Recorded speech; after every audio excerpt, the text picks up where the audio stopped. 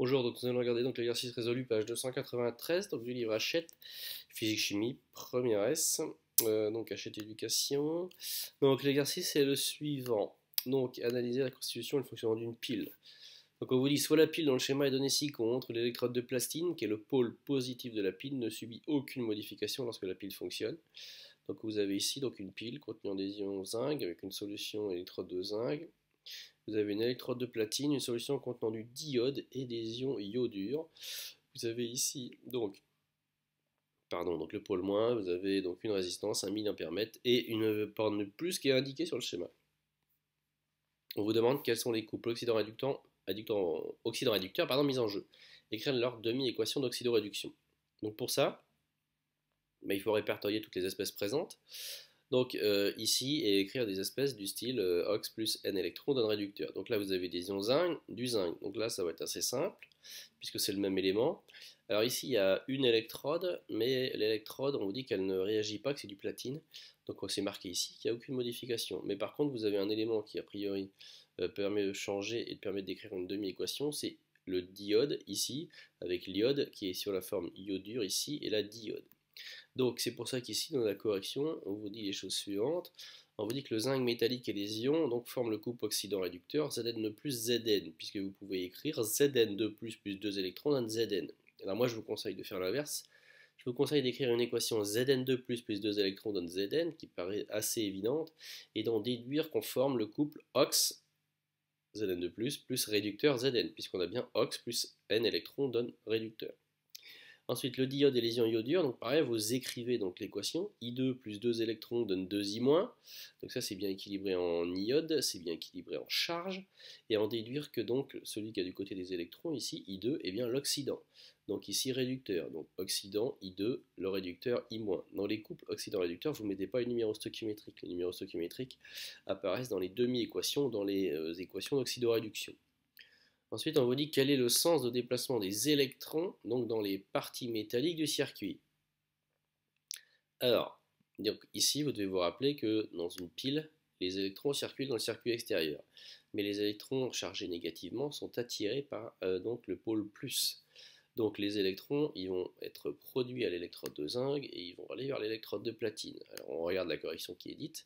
Donc on vous dit, donc dans les parties métalliques du circuit constituant l'extérieur de la pile, les électrons se déplacent de la borne négative, l'électrode de zinc, vers la borne positive, l'électrode de platine. Donc jusque là, c'est assez classique, assez logique. Ensuite, à quelle électrode se produit l'oxydation et la réduction? Écrire les équations correspondantes. Donc, à l'oxydation se produit donc à l'anode. Alors, c'est pas ça qui va vous aider pour l'instant. Ce qu'il faut juste reconnaître ici, c'est que quand vous écrivez donc une équation comme celle-là, ox plus n électrons donne réduction, ça veut dire qu'à l'électrode où les électrons arrivent, ils sont consommés. S'ils sont consommés, donc vous avez ox plus n électrons donne réducteur, dans ce sens-là. Donc dans ce cas-là, vous avez une réduction, comme on l'a vu dans la fiche de cours. Un oxydant est réduit. Donc c'est une équation qu'on forme une réduction. Ensuite, si vous avez des électrons qui partent, des électrons qui sont produits à une électrode, ça veut dire que l'équation se fait dans l'autre sens. Donc sous le sens réducteur donne oxydant plus n électrons. Donc ici, si vous prenez donc les électrons, je vais essayer de les dessiner donc avec la flèche, les électrons, on a dit qu'ils faisaient, hop, ils faisaient ça. Donc si les électrons font ce sens-là, ça veut dire que les électrons sont produits ici. Donc s'ils sont produits, ça veut dire que ici, vous avez donc quelque chose qui forme des électrons. Donc ça veut dire que vous avez nécessairement donc, cette demi-équation-là, mais cette demi-équation-là ne peut pas être écrite dans ce sens-là, puisque dans ce sens-là, on n'a pas une production d'électrons, on a une consommation d'électrons. Donc ça veut dire que ici, Zn va donner Zn2 plus 2 électrons. Ce qu'on va voir ensuite, alors je vais juste réduire un petit peu pour qu'on ait toute la correction, voilà. Toc. Hop. Donc là, je vais remettre mon sens d'électron, je vais effacer ça, hop, hop. Donc je remets mon sens d'électron dans le schéma, et maintenant, vous allez voir, on va pouvoir donc discuter de tout ça. Hop, électron. Donc ensuite, donc ça veut dire que les électrons ici, là, ils partent. Donc s'ils partent, vous avez Zn donne Zn2 plus 2 électrons.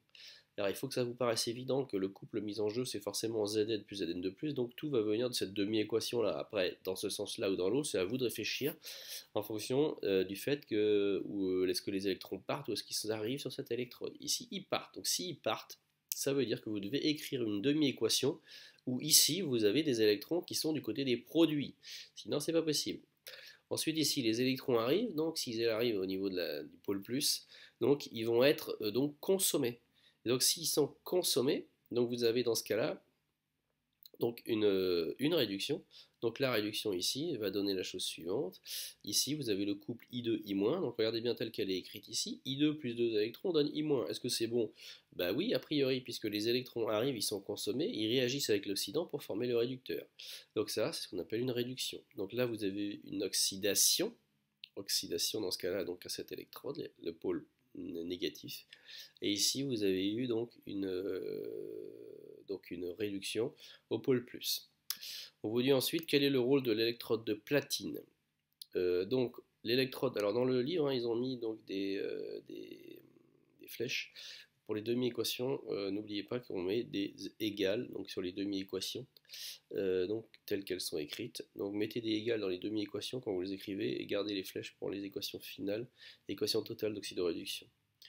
Alors ensuite, là, je peux vous expliquer aussi pourquoi ils ont mis une flèche. Hein. Ils ont mis une flèche, là, ils ont mis des doubles flèches qui correspondent à des égales. Et là, vu que ça se passe dans ce sens-là, c'est pour ça qu'ils ont mis donc une flèche. Donc une flèche, puisque là, la demi-équation, elle n'est pas écrite en tant que demi-équation ox plus n électrons donne réducteur. Elle est écrite comme demi-équation qui retranscrit ce qui se passe réellement. Ensuite, donc l'électrode de platine, elle assure la jonction électrique donc, entre le circuit extérieur et la demi-pile correspondant au couple I2, I-.